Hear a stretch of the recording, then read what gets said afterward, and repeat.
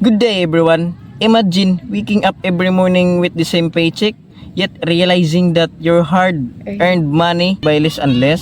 Groceries are more expensive, transportation costs are rising, and essential services spill out rates. This is not an economic trend. This is the reality for millions of low income household battling inflation.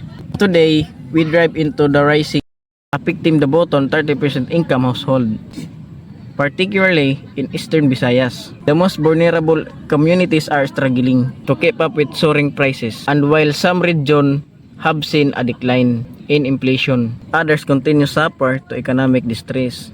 The crisis is not just about members, it's about livelihood, access to basic needs, and other survival families.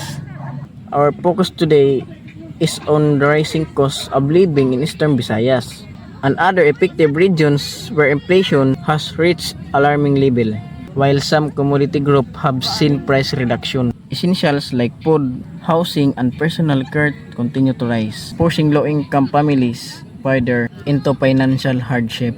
So now we will analyze the key drivers of inflation, its effect on society, and propose practical solutions that can ease the burden and low-income household. So in analysis of inflation problem, according to Philippine Statistic Authority, based on the latest inflation report,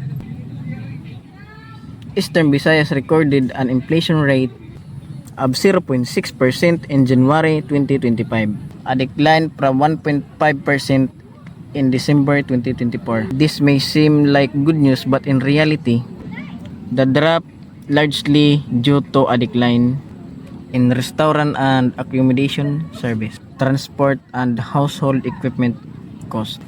However, essential commodities like food, clothing, housing, and personal care continue to rise. For example, alcoholic beverage and tobacco increased 2.8% to 3.2%. Clothing and footwear rise from 0.8% to 1.0%. Housing, water, electricity, and fuel jump from 0% to 0.7%. This means that while inflation has slowed in certain area that cost basic necessities, those most crucial to survive, continues to rise. Next is Eastern Visayas showed the highest inflation rate at 2.9%, while other provinces like Leyte and Biliran had significantly lower rates. So for the bottom's 30% income earners, inflation is more than just a statistic. It's a daily struggle. When food price rise, families eat less nutrition meals. When transportation costs increase, workers may have to walk long distance to save money. When housing costs go up, families are forced into overcrowded, unsafe living conditions. As I said, Eastern Visayas, Eastern Samar had the highest inflation rate at 2.9%, showing that not all provinces are experiencing itself. So here are the practical solutions about this problem. First is policy interventions. Implement targeted subsidies for essential goods and services. By doing that, the government can help make basic needs like foods, electricity, and transportation more affordable by covering part of their cost. This means people spend less on necessities and have more money. Next, stronger monetary policies. The government and central bank can adjust interest rate and money supply to keep price stable. For example, if prices, they can take steps to slow it down so people's money doesn't lose value too quickly. Next,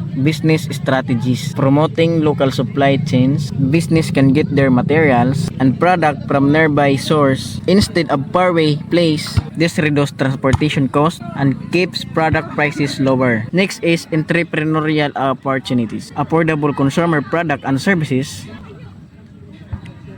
Entrepreneur can focus on selling essential items at budget-friendly price, such as low-cost groceries, clothing, or healthcare services, which many people need during tough times. So lastly, workshop on personal finance. So practical sessions can help people learn budgeting, saving and smart spending habits so they can protect themselves from financial struggle when price go up. So that conclude my presentation.